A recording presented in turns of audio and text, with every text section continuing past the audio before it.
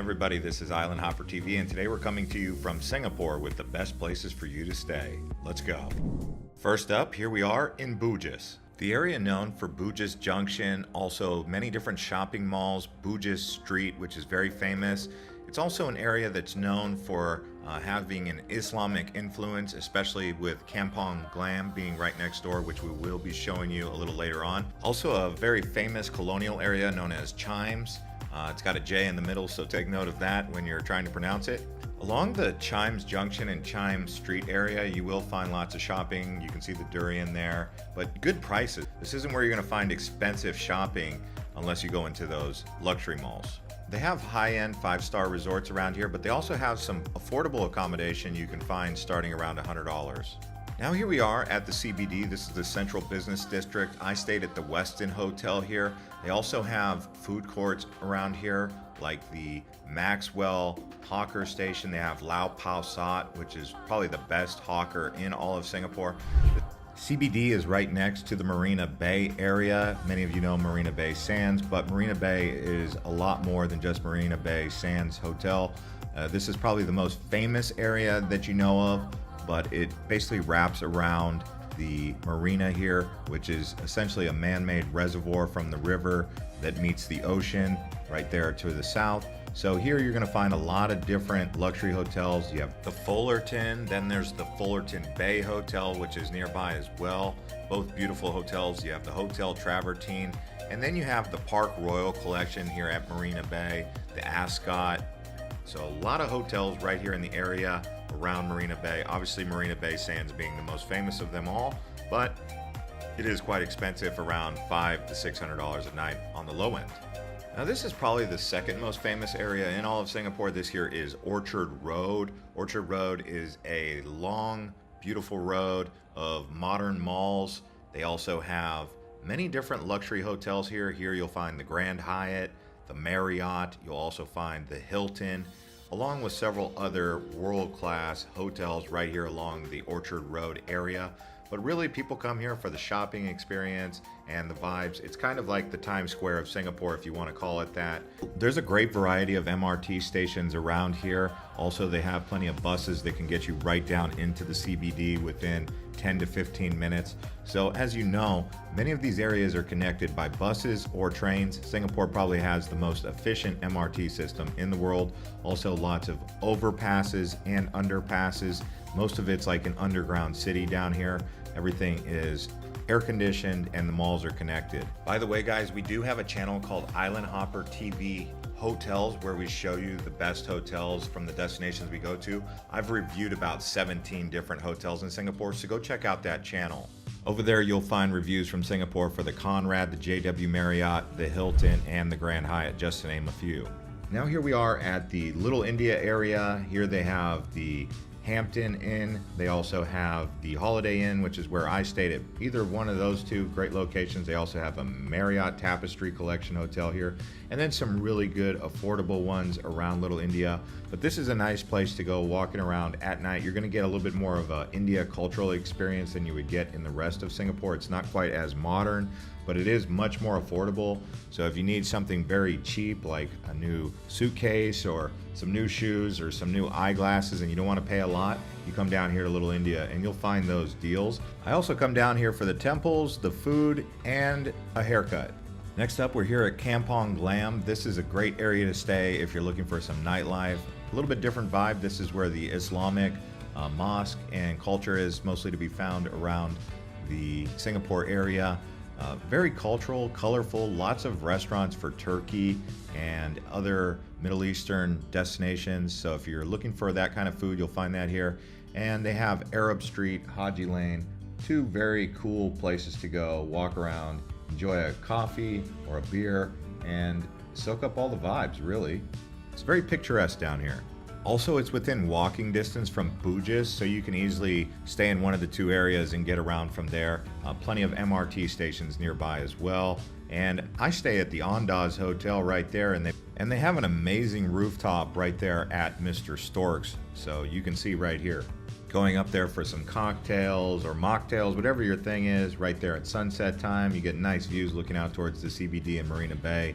Next up, here we are at the riverfront. The river runs from basically the Marina Bay area all the way past Boat Quay and then Clarke Quay, Robinson Quay, and you can walk this whole area. You'll find many different hotels, starting with the Intercontinental at Robinson's Quay, along with the Holiday Inn and a few others. Then you'll find some capsule hotels in Boat Quay, and Boat Quay capsule hotels are really affordable in a nice area, so that might be something for you budget travelers to look up when you're in Boat Quay. And then they have a lot of boutique hotels around Clarke Quay, and both those areas, Clarke Quay and Boat Quay, are known for its nightlife, especially on the weekends. This here is just a look at one of those river boats that will take you out into Marina Bay and back. It takes about 30 minutes to an hour, and it's a good way to get an idea of what to expect along the river.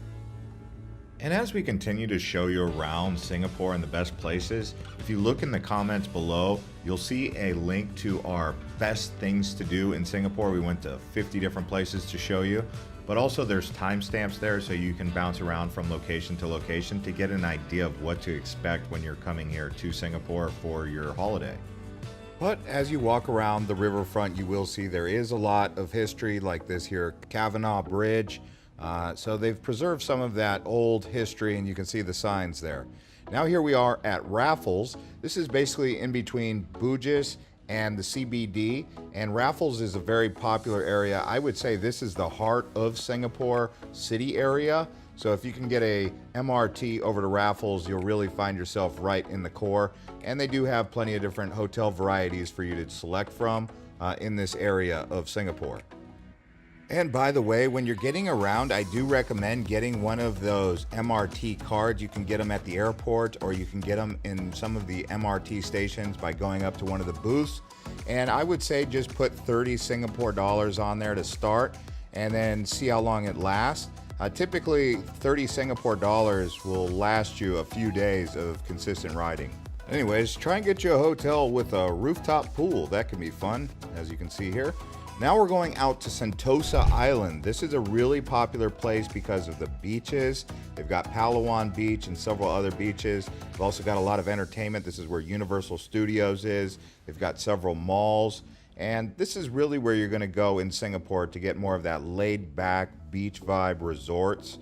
They've got the W out here and several others. So if you're looking for that kind of situation, go out to Sentosa Island. It's outside the city. Maybe about 15 to 20 minutes by Grab or MRT from the CBD area. So Sentosa Island, definitely a place to consider while in Singapore. They do have a large cable car that can take you from the main island out here to Sentosa. They also have plenty of bungee jumping, skydiving, AJ Hackett's out here. Lots of entertainment with bars and restaurants on the beach as well. This is a popular place to go on the weekends for the locals as well, so be sure to plan accordingly. Maybe you want to go here on a weekday instead of a weekend just because of the crowds, and then the prices go way up. And sometimes these beach clubs, they fill up quickly. But if this is something that you're into, beach clubs, that Ibiza vibe, that Santorini, that Bali kind of vibe, that's what you're going to find out here. Also, there is a monorail that connects from the main island out to here, so you've got many options. As far as getting around, people usually just walk, or they ride one of these double-wheeled scooters, these stand-up scooters that you can see here. That's another way to get around. Now here we are at Kalong. So the main road out here is Joo Chiat. The reason I like staying out here in Kalong at maybe the Holiday Inn Express or the Hotel Indigo or one of these other hotels like the Mercure at Roxy Square, they just recently finished the MRT line, so they're opening it up and going all the way out to Marine Parade. But it's a nice place to go, not as expensive. You can find a lot of budget hotels over here, like an Ibis, right there along Joo Chiat. I would say if you're trying to save some money, you might just want to stay out here in Kalong, and that would be my recommendation. I would say the restaurants out here are better than most parts of the city because of the prices and the options. This is more of that down-to-earth Singapore vibe that I really like. So I always try and stay out here at least a couple days when I come to Singapore. Now here we are in Chinatown. Now Chinatown is considered one of the more culture areas. If you're looking to be in an area where it's around Chinatown, this is going to be perfect for you. It's a little bit more expensive here. It's next to the Buddha Tooth Relic Temple. Also, they've got some hawkers. Michelin restaurants can be found out here, so that's a benefit of being in Chinatown. Next up, here we are in Novena. Now, Novena is known as the medical city of Singapore. So they have some nice hotels over here, like the Courtyard Marriott with a really nice rooftop pool and bar. Also, they have the Holiday Inn nearby, and then they have an Aloft Hotel as well. Several other hotels you may consider staying at, but this is more of that medical city kind of vibe, I guess you could say, because that's who's really out here. But it's a decent area. It's just outside of Orchard, really, and outside of Little India. So it's north of Little India and a little bit northeast of Orchard. They do have some food hawker stalls. It's a lot more laid back, so you're gonna get a cosmopolitan feel out here without the crowds. And I would say this is more of a livable area for a long-term stay, especially outside of the center of Novena. Don't stay near the mall, but stay just around the Aloft Hotel area. I would say that's best. Another area that you might want to stay is Holland Village. This is just outside of Queenstown. And the reason you'd want to stay out here in Holland Village is because this is where the tech hub is. They've got a lot of technology companies being built and growing out here, and it's more of a long-term stay area. It's quite a far way outside of the heart of the city. I would say maybe a 30-minute drive. And even so, anyways, this is Singapore.